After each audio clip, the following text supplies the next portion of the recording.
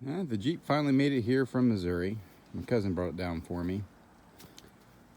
I mean, it's rough, but it's not as bad as people think it is. It's got rust in it. Typical rust, like the toolbox is rusted out. The floorboards look okay. I haven't cleaned it off to see how bad they really are. I'm gonna have to do a lot of cutting on them anyway. The sides, right there where they typically rust, they've got rust, not a shock. Overall, not too terrible bad. This one back corner, they've backed into something here, so it's going to need a little work to even get close to where it needs to be, but it ain't the worst thing in the world. This side's got the same rust down here in the corner where they all do it.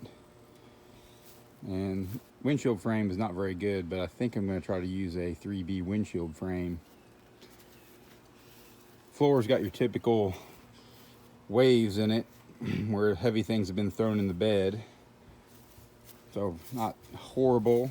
I can live with that.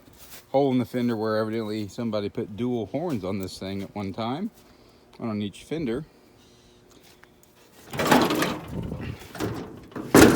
Engine compartment appears to be very complete.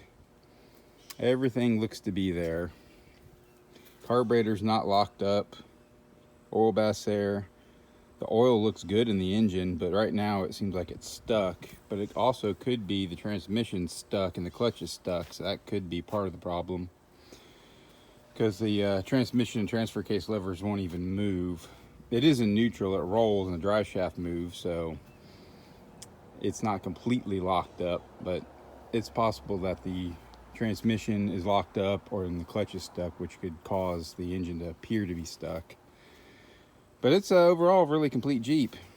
I'm going to clean it out here in a little bit, pressure wash it, and maybe get crazy and comet wash it for giggles and see what it looks like.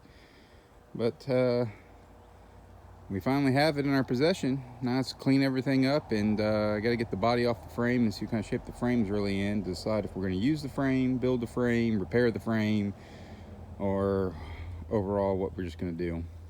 But it's here. That's a step. Time to do a little body work, see if I can get that straighter. This is the old trick in the winch.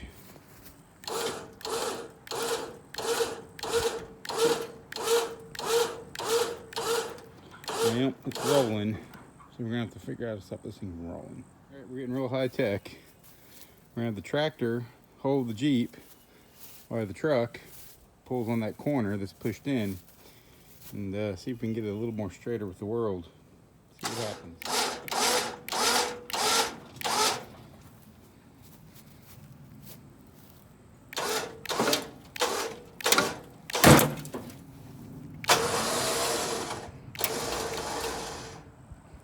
I actually think they got pretty straight. They just broke the welds where they welded the body to the rear cross members. To try to fix that where it's curled back and eventually beat this wheel well back where it belongs. So a couple of hammers, some wood, vice grips, and a pair of channel locks, and we're gonna see what happens. I mean, it's not gonna be show quality, but it's gonna be straighter. See? All right, making some progress in the old JP Kart.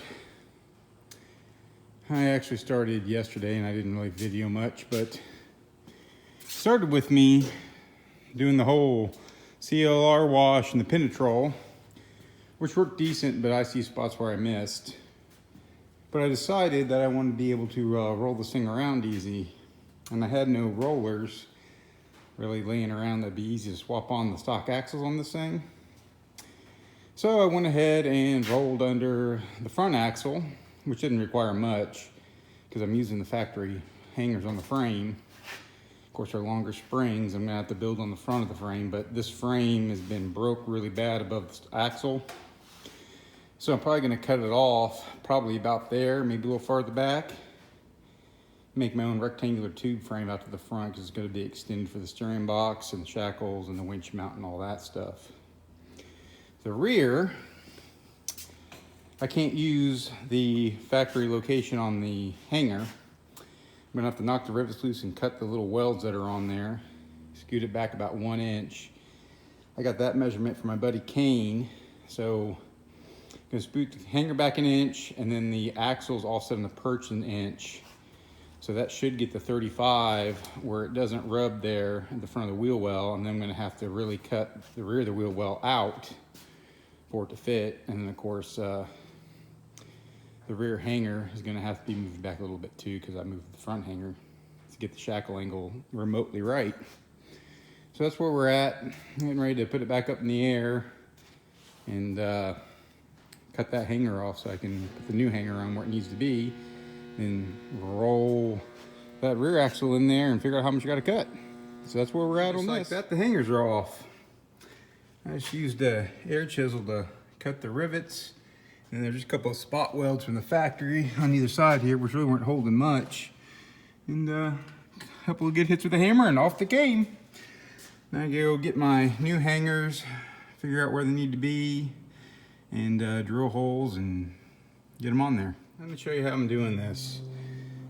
I measured, drilled a hole 1 inch back from the original rivet hole. Coming under here, so the rivet's sticking out, so I'm using that as a lineup dowel with the hole I drilled, and it's super tight. I made it almost too small.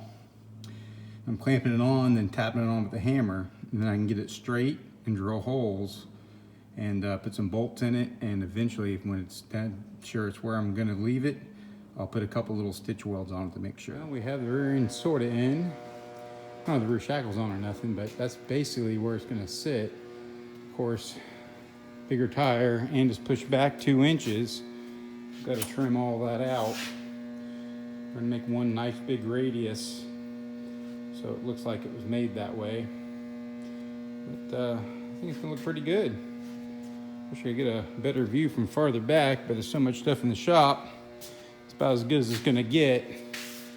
But there you go. Gives you a rough idea what it's gonna look like.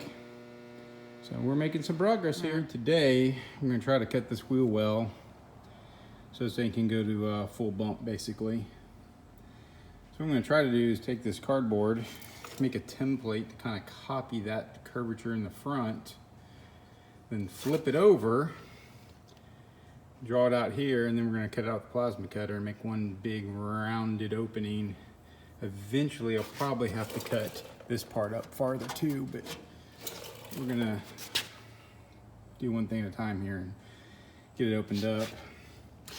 I started to do the trick I usually do, which is run a square like this against the tire and just follow it along with the marker. But I'm gonna have to do that a lot to get this where it needs to be. So I'm gonna try the template method and see how that works. Okay, here's the initial template. I'm sure I'm gonna have to keep scooting it back and recutting it, but that's gonna get me in the ballpark to begin with to get this thing to start settling down.